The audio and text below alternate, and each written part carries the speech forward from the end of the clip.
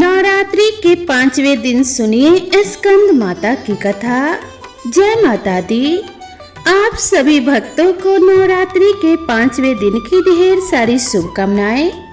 आज की इस वीडियो में आप सुनेंगे माँ स्कंद माता की कथा।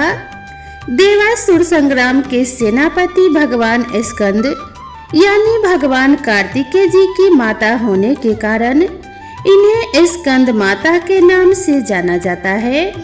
यह देवी शक्ति और सुख का एहसास कराती हैं। स्कंद माता सूर्य मंडल की अधिष्ठात्री देवी हैं। इसी कारण इनके चेहरे पर तेज विद्यमान है। इनका वर्ण शुभ्र है। भगवान स्कंद को बाल रूप में गोद में बिठाए हुए यह देवी वात्सल्य से ओतप्रोत है। माँ की उपासना के साथ ही भगवान स्कंद की उपासना स्वयं ही पूर्ण हो जाती है, क्योंकि भगवान स्कंद बाल स्वरूप में सदा ही अपनी माँ की गोद में विराजते रहते हैं। भवसागर के दुखों से मुक्ति पाने के लिए इससे दूसरा सुलभ कोई साधन नहीं है। स्कंद माता कमल के आसन पर विराजमान रहती हैं, इसीलिए इन्हें पद्मासना देवी भी कहते हैं। इनका वाहन भी सिंह है।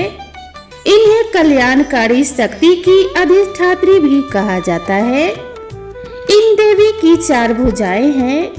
दाएं तरफ की ऊपर वाली भुजा से इन्होंने भगवान स्कंद को गोद में पकड़ा हुआ है। नीचे वाली भुजा में कमल का पुष्प धारण किया हुआ है। बाईं तरफ ऊपर वाली भुजा वर मुद्रा में है और नीचे वाली भुजा में कमल का पुष्प है। देवासुर संग्राम में तारकासुर नाम के दैत्य का वध करने के लिए ही भगवान स्कंद की उत्पत्ति हुई थी। प्राचीन कथा के अनुसार कार्तिकेय जी का जन्म भगवान शिव और देवी पार्वती जी से दूर सरकंडे के एक वन में हुआ था। उस बालक के 6 मुख थे। उस वन में कृतिकाएं रहती थी। कृतिकाओं को जब वह 6 मुख वाला बालक मिला तब उन्होंने उसका पालन पोषण किया था। इसी वजह से बालक का नाम कार्तिकेय पड़ गया। भगवान शिव और देवी पार्वती से दूर रहकर वह बालक अब बड़ा होने लगा। कृतिकाएं बहुत अच्छी तरह से बालक का ध्यान रखती थी। एक दिन शिव जी को अपनी संतान के बारे में पता चला।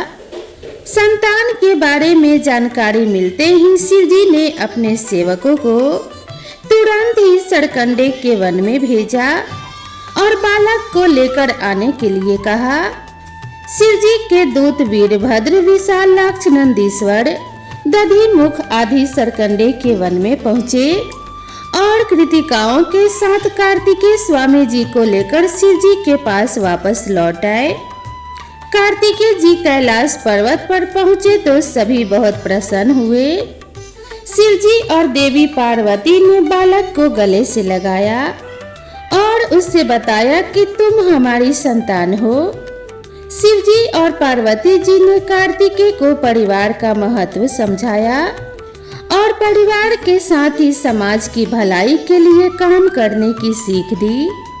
तब शिव जी ने कार्तिकेय जी से कहा कि पुत्र, तुम बहुत वीर हो, इसीलिए आज से तुम्हें हम देवताओं का सेनापति नियुक्त करते हैं।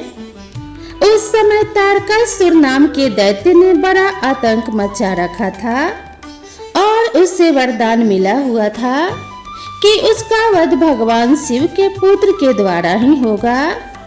जब कार्तिकेय जी देवताओं के सेनापति बने तब उन्होंने तारकासुर का वध किया था।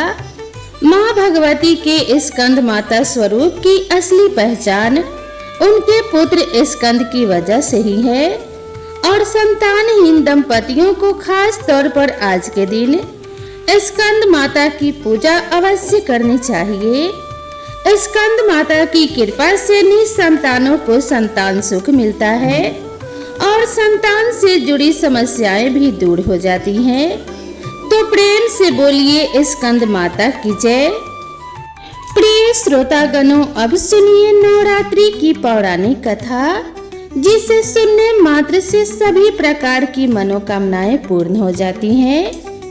एक समय बृहस्पति जी ब्रह्मा जी से बोले कि हे ब्राह्मण श्रेष्ठ, चैत्र व अश्विन मास के शुक्ल पक्ष में नवरात्र का व्रत और उत्सव क्यों किया जाता है? इस व्रत का क्या फल है? इसे किस प्रकार करना उचित है? सबसे पहले इस व्रत को किसने किया, सब विस्तार से कहिए। बृहस्पति जी का ऐसा प्रश्न सुन ब्रह्मा जी ने कहा कि हे बृहस्पति, प्राणियों के हित की इच्छा से तुमने बहुत अच्छा प्रश्न किया है। जो मनुष्य मनोरथ पूर्ण करने वाली दुर्गा, महादेव, सूर्य और नारायण का ध्यान करते हैं, वे मनुष्य धन्य हैं। यह नवरात्र व्रत संपूर्ण कामनाओं को पूर्ण करने वाला है। इसके करने से पुत्र की कामना वाले को पुत्र, धन की लालसा वाले को धन, विद्या चाहने वाले को विद्या और सुख की इच्छा रखने वाले को सुख मिलता है। इस व्रत को करने से रोगी मनुष्य का रोग दूर हो जाता है, मनुष्य की संपूर्ण विपत्तियां दूर हो जाती है और घर में सुख समृद्धि की वृद्धि होती है तथा बंध्या को पुत्र प्राप्त होता है। समस्त पापों से छुटकारा मिल जाता है और मन का मनोरथ सिद्ध हो जाता है। जो भी मनुष्य इस नवरात्र व्रत को नहीं करता, वह अनेक दुखों को भोगता है और कष्ट व रोग से पीड़ित हो अंगहीनता को प्राप्त होता है। उसकी संतान नहीं होती और वह धन्य धान्य से रहित हो भूख और प्यास से व्याकुल घूमता फिरता है तथा संज्ञाहीन हो जाता है। जो सधवा स्त्री इस व्रत को नहीं करती, वह पति के सुख से वंचित हो नाना प्रकार के दुखों को भोगती है। यदि व्रत करने वाला मनुष्य सारे दिन का उपवास ना कर सके, तो एक समय भोजन करे और 10 दिन बांधवों सहित नवरात्र व्रत की कथा का श्रवण करे। हे बृहस्पति, जिसने सबसे पहले इस महाव्रत को किया था, वह कथा मैं तुम्हें सुनाता हूँ। तुम सावधान होकर ध्यान पूर्वक सुनो। इस प्रकार ब्रह्मा जी का वचन सुनकर बृहस्पति जी बोले कि हे ब्राह्मण, मनुष्यों का कल्याण करने वाले इस व्रत के इतिहास को मेरे लिए कहो। मैं सावधान होकर ध्यान पूर्वक सुन रहा हूँ। मैं आपकी शरण में आया हूँ, मुझ पर कृपा करिए। ब्रह्मा जी बोले, प्राचीन काल में मनोहर नगर में पीठत नाम का एक अनाथ ब्राह्मण रहता था। वह भगवती दुर्गा का भक्त था। उसके संपूर्ण सद्गुणों से युक्त सुमति नाम की एक अत्यंत सुंदरी कन्या उत्पन्न हुई।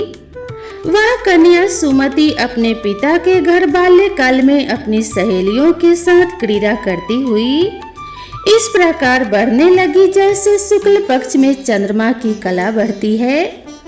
उसका पिता प्रतिदिन जब दुर्गा की पूजा करके होम किया करता, तो वह उस समय नियम से वहां उपस्थित रहती। एक दिन सुमति अपने सखियों के साथ खेल में लग गई और भगवती के पूजन में उपस्थित नहीं हुई।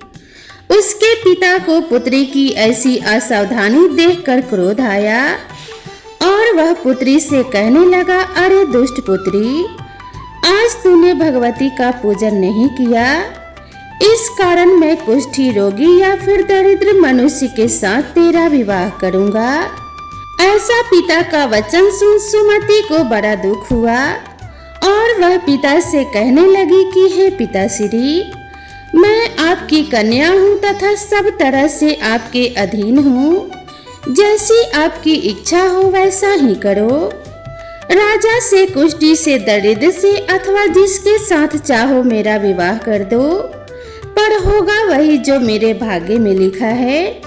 पिताश्री, मेरा तो अटल विश्वास है कि जो जैसा कर्म करता है उसको कर्मों के अनुसार वैसा ही फल प्राप्त होता है, क्योंकि कर्म करना मनुष्य के अधीन है पर फल देना ईश्वर के अधीन है।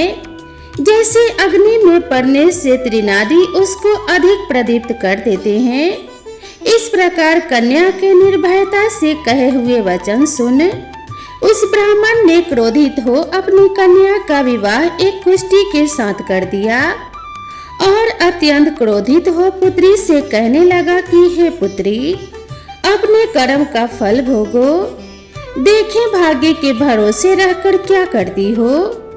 पिता के ऐसे कटु वचनों को सुन सुमति मन में विचार करने लगी। अहो, मेरा बड़ा दुर्भाग्य है जिससे मुझे ऐसा पति मिला है। इस तरह अपने दुख का विचार करती हुई वह कन्या अपने पति के साथ वन में चली गई और डरावने कुशायुक्त उस निर्जन वन में उन्होंने वह रात बड़े कष्ट के साथ व्यतीत की।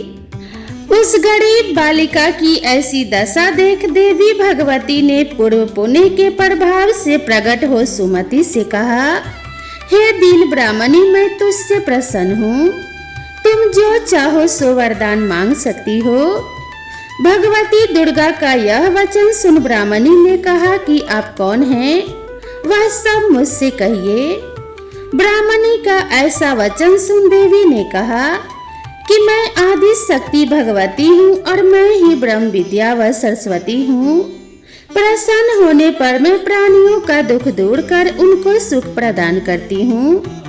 हे ब्राह्मणी, मैं तुझ पर तेरे पूर्व जन्म के पुण्य के प्रभाव से प्रसन्न हूँ। तुम्हारे पूर्व जन्म का वृतांत सुनाती हूँ, सो सुनो। तू पूर्व जन्म में निषाद अर्थात भील की स्त्री थी और अति पतिव्रता थी। एक दिन तेरे पति निषाद ने चोरी की। चोरी करने के कारण तुम दोनों को सिपाहियों ने पकड़ लिया और ले जाकर जेल खाने में कैद कर दिया।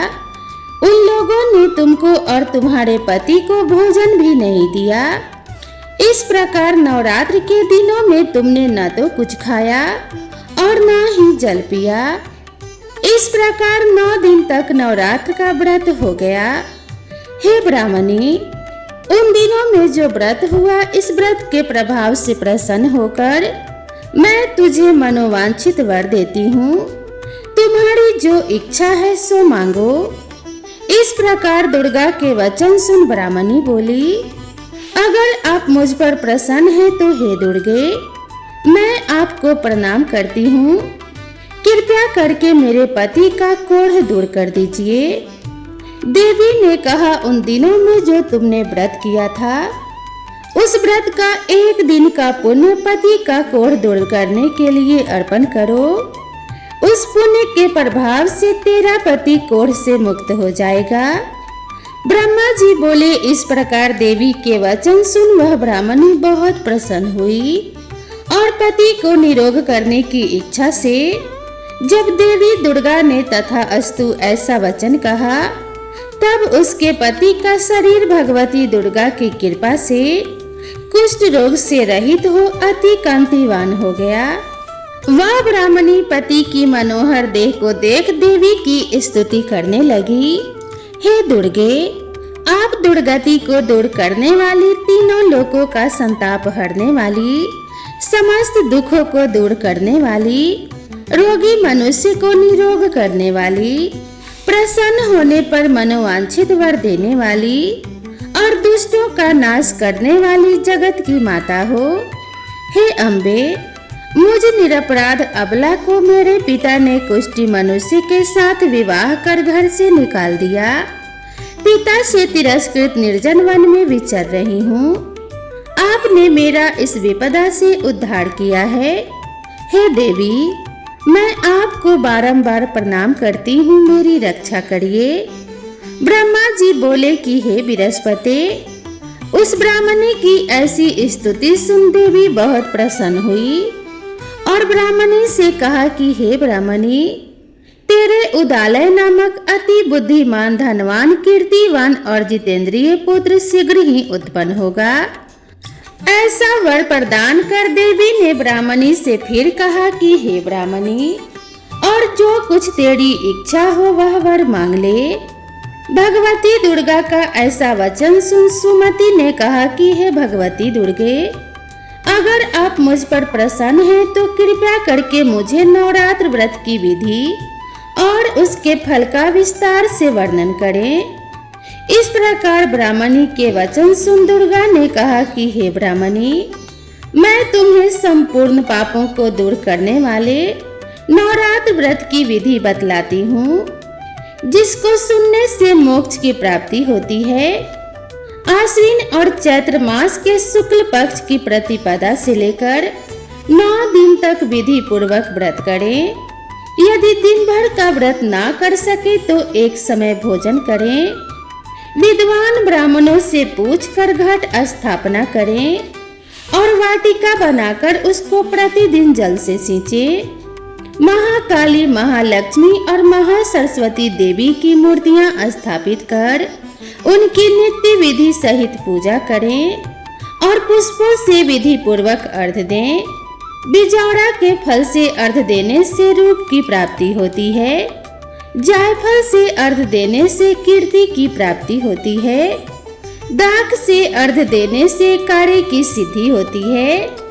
आंवले से अर्घ देने से सुख की प्राप्ति होती है। केले से अर्घ देने से आभूषणों की प्राप्ति होती है। इस प्रकार पुष्पों व फलों से अर्घ देकर व्रत समाप्त होने पर 9वें दिन यथाविधि हवन करें। खाड़, घी, गेहूं, शहद, जौ, तिल, बेल पत्र अर्थात बेल, नारियल, दाख और कदम आदि से हवन करें। गेहूं से होम करने से लक्ष्मी की प्राप्ति होती है। खीर एवं चंपा के पुष्पों से धन की और बेल पत्तों से तेज व सुख की प्राप्ति होती है।